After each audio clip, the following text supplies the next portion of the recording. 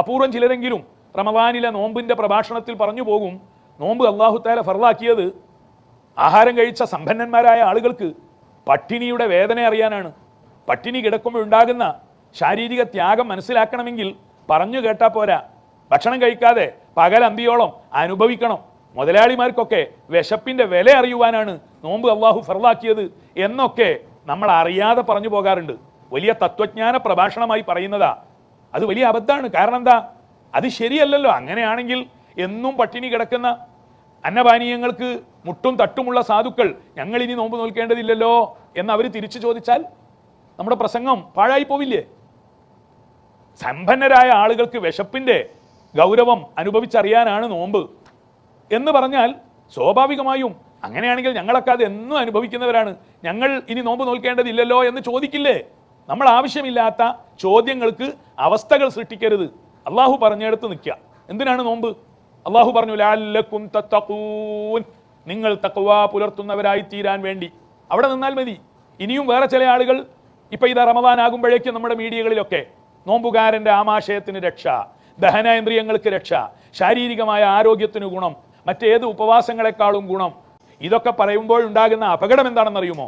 ഉപവാസം എന്ന രീതിയിൽ എന്തായാലും മതി, നമസ്കാരത്തിന് പകരം ധ്യാനം മതി, യോഗയിൽ പോയാൽ മതി, നമസ്കാരത്തിൽ കിട്ടേണ്ടതൊക്കെ യോഗയിലും കിട്ടുന്നുണ്ട്. എത്രത്തോളം അപകടകരമാണ് നമ്മുടെ ചില നീക്കങ്ങൾ. അള്ളാഹുവിന് വേണ്ടി ചെയ്യുന്ന അമല് അവിടെ മറ്റൊരു ഉപാധിയും കാരണവും നമ്മൾ തേടരുത്. അത് ആരോഗ്യത്തിന് ഗുണമായിരിക്കാം, അല്ല അപകടകരമായിരിക്കാം. ഇനി പല ഫത്വായും വരുന്നുണ്ടല്ലോ ആരോഗ്യരംഗത്തൊക്കെ.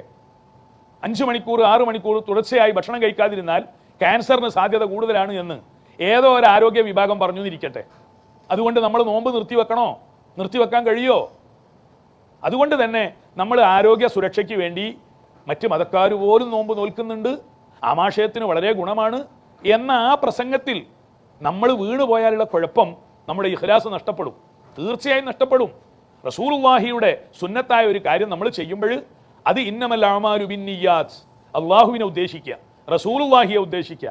അതിലപ്പുറം എൻ്റെ ശരീരത്തിന് ഒരു ഗുണം കിട്ടും, ഡോക്ടർ പറഞ്ഞിട്ടുണ്ട്, അതുകൊണ്ട് ഇന്നു മുതൽ ഞാൻ സജീവമാകുന്നു, അവൻ്റെ ഇബാദത്ത് ശിർക്കായിത്തീരും.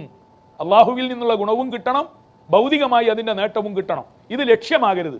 എന്നാൽ ലക്ഷ്യമാകേണ്ടതില്ല എങ്കിലും നമുക്ക് അത്തരം ഒരു റിസൾട്ട് ഉണ്ടാകുമെങ്കിൽ ഉണ്ടായിക്കോട്ടെ.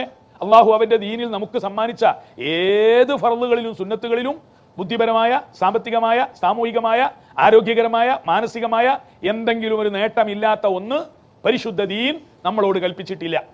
അത് നോമ്പ് മാത്രമല്ല, എന്ത് കർമ്മങ്ങളിലും എന്തെങ്കിലും ഒരു നേട്ടം, എമ്പാടും നേട്ടങ്ങൾ അള്ളാഹു തആല വെച്ചിട്ടുണ്ട്. അത് നമുക്ക് സ്വാഭാവിക രീതിയിൽ അനുഭവിക്കാം എന്നല്ലാതെ നമ്മുടെ ലക്ഷ്യമായി പോകരുത്. പലരും കഴിഞ്ഞ ആഴ്ച വരെ നിനക്കൊരു താല്പര്യവും ഇല്ലാത്ത ഒരു സുന്നത്ത് നീ ഇപ്പോഴെന്താ വല്ലാതെ ചെയ്യുന്നത് എന്ന് ചോദിച്ചാൽ മറുപടി, അത് സുന്നത്താണെന്ന് ബുഖാരിയിലും മുസ്ലിമിലും ഒക്കെ ഉണ്ട്, അന്നൊക്കെ ഞാനത് കേട്ടിരുന്നെങ്കിലും ഇന്നലെ ഞാനൊരു ഡോക്ടറുടെ പ്രസംഗം കേട്ടു, അപ്പോഴെനിക്ക് അതൊരു വല്ലാത്ത എഫക്റ്റായി. അങ്ങനെ പറയുമ്പോൾ അവൻ അള്ളാഹുവിന് വേണ്ടിയല്ല ആ പുണ്യം ചെയ്യുന്നത്, ആ ഡോക്ടറുടെ ആരോഗ്യ സുരക്ഷാ നിർദ്ദേശത്തിന് വേണ്ടിയാണ്. ഇവിടെ ലക്ഷ്യം തെറ്റിപ്പോകുമെന്ന് നാം അറിയണം.